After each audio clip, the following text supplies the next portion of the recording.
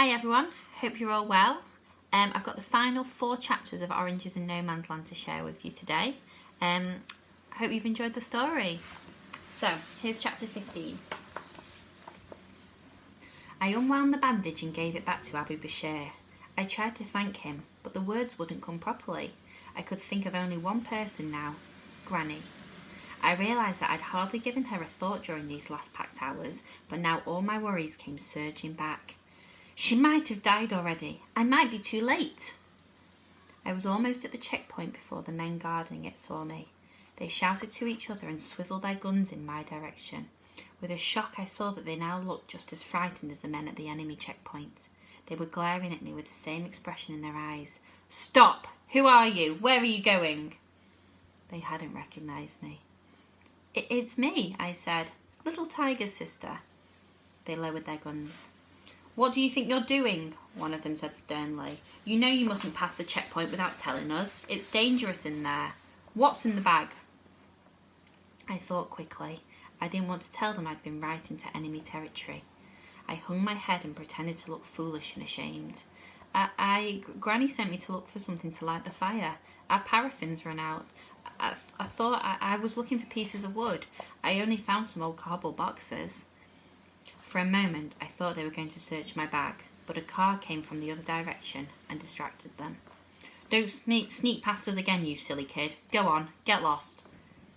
I darted away from them, racing for home, the bags of medicine bouncing against my leg. When I reached the familiar entrance to the old stairwell, I nearly fell over Samar, who was sitting on the bottom step, her arms round her knees. Tears had made dark tracks down the dust on her cheeks. My heart almost stopped when I saw the woeful look on her face. Granny! I shouted. She's not! Samar shook her head. She stood up.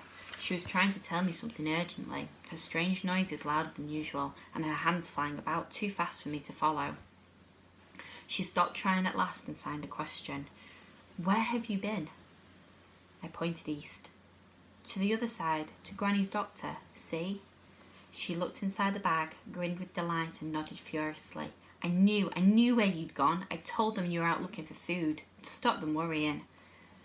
It was only afterwards that I learned what she'd been trying to tell me. I was too impatient just then to stop and work it out. I pulled her towards the stairs, but she shook me off. I flew up them to our floor, and then I was once more in the flat, crossing the marble-floored hallway, running to our corner and lifting up our curtain. Chapter 16. Granny's eyes were shut and her face was a horrible grey colour. For one dreadful moment I thought I'd come too late. There was a woman sitting on the floor beside her, fanning her gently with a corner of the cloth, but it wasn't Mrs. Zainab. It was someone from another room in the flat. Granny! I called out, too loudly. The woman frowned and put her finger to her lips. Shh! She's sleeping. I didn't take any notice. I dropped to my knees beside Granny's dusty old mattress. Granny, I got you your medicines. I got them here. I went to see Dr. Leia. Look. I appended the bag and tipped the cartons of medicines out onto the mat. Granny opened her eyes and looked at me, but I couldn't tell if she'd understood me or not. Her gaze held mine for a moment, then wandered, and her eyes closed again.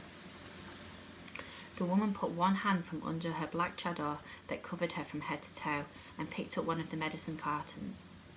You seen a doctor? Is this stuff good for coughs? Can I have some for my daughter? I hardly heard her. I'd opened Dr. Leia's letter and was trying to read it, but I couldn't make anything of her scrawly writing. I don't know what to do, I wailed, suddenly feeling helpless. I don't know what to give her. The curtain moved and Mrs. Zainab came in with Ahmed balanced on her hip. He saw me and squealed with joy, putting out his arms. Aisha, wherever have you been? She looked annoyed. Fancy disappearing like that, today of all days, with your granny so sick, especially with this news that's come through. I've got so much to do. I wasn't listening. I held up Dr. Leia's letter. Please, Mrs. Zainab, what does it say? Dr. Leia's written down what to give her, but I can't read it. Dr. Leia, what are you talking about? She was looking at me, not at the letter. I was so impatient I wanted to scream. I went to see her, I said, all in a rush. Across the green line. I found her. She gave me all this stuff for Granny. A UN ambulance brought me back. Her mouth was open. She was staring at me. You? But Samar said you'd gone off to look for food. You mean you went all the way across no man's land, alone?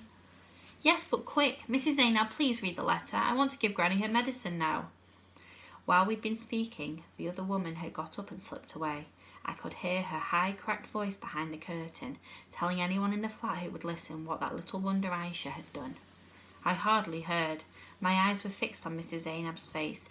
She was reading the letter slowly, her lips moving. Then she bent down, picked up one of the boxes and opened it. Get some water, Aisha, she said crisply.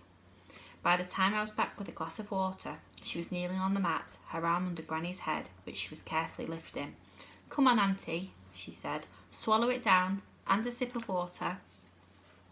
Granny's hand, waxy pale, feebly held the glass, then fell back onto the blanket again, but her eyes were wide open. She was looking at me, and I saw that she'd understood everything. Her lips moved. What did you say? I leaned forward, too late. Allahu Akbar, Mrs. Zainab said.